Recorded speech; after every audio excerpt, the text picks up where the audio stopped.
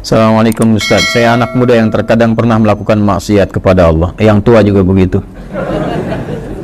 Lalu bertobat lagi, maksiat lagi, berbuat lagi.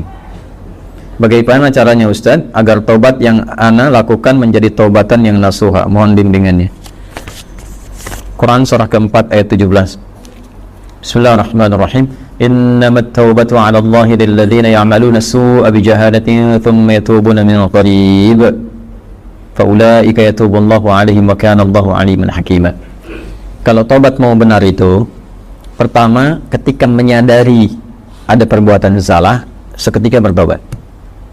Saya ulang ya. Ketika menyadari ada perbuatan salah, seketika apa? Bertobat. Karena kesadaran tentang kesalahan itu bagian dari kasih sayang Allah yang mengantarkan seorang hamba pelaku maksiat untuk bertobat. Jadi sadar itu pengantar tobat. Pahami itu dulu ya. Pahami. Dan biasanya saking sayangnya Allah, orang yang pertama kali melakukan salah itu langsung diberikan getaran pada jiwanya untuk merasakan kesalahan itu dan menilai bahwa itu salah. Nah, itu pengantar tobat. Kalau sedang ada itu cepat ambil, karena tandanya Allah masih sayang. Yang bahaya itu kalau melakukan salah nggak ada tanda itu bahaya. Tapi berdasar perjalanan waktu, kasih Allah itu masih ada. Keadilan Allah menjadikan sebelum dia wafat, ya sebelum nyawanya sampai di kerongkongan, akan ada selalu hidayah Allah itu sampai. Itu pertanda kedua. Di pertama dalam diri kita, kedua dari luar. Tiba-tiba dengar ceramah misalnya tentang taubat, kok bisa Anda dengar itu? Nah, itu pertanda kedua. Kalau mendengar yang demikian, cepat ambil. Ya, itu rumusnya Quran surah 29 ayat ke-68. Walladzina jahadu fina lanahdiyannahum subulana. Orang yang cepat mengambil petunjuk dari kami, cepat dia ambil, kami bimbing dia menuju jalan-jalan kebaikan kami. Itu ya. Demi Allah saya katakan, sepanjang berbuat salah apapun, itu selalu ada getaran yang menyimpulkan itu salah. Ya, bahkan ada pencegahan dulu. Nggak percaya begini ya, nggak percaya. Keluar dari sini pulang, nanti coba aja deh, pakai sendal orang lain. Tapi jangan diteruskan, coba aja. Ya, jangan dipotong video saya. Cuma coba, jangan diteruskan.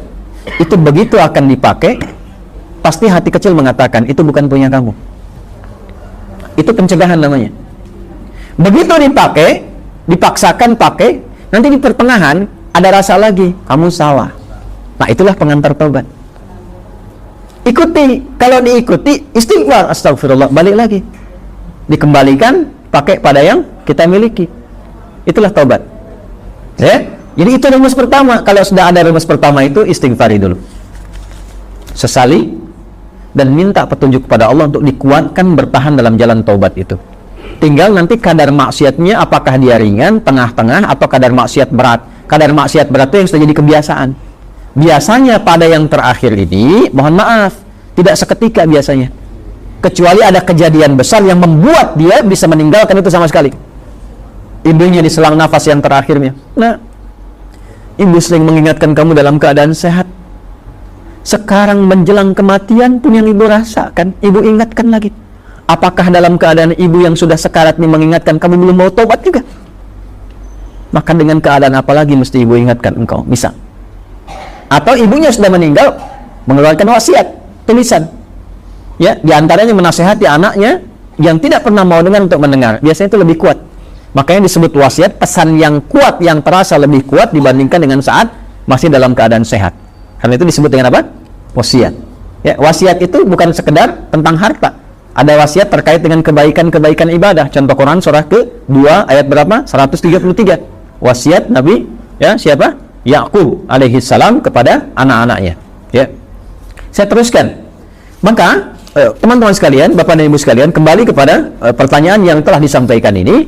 Kalau Anda kebiasaannya yang berat, misal sudah tobat, dilakukan lagi, tapi biasanya kalau sudah tobat kadarnya lebih ringan, maka rumusnya apa? Tobat lagi, terus tobat lagi, terus tobat lagi, sampai berusaha kita maksimal hilang kebiasaan itu, atau wafat kita dalam keadaan sedang berusaha tobat atau sedang tobat.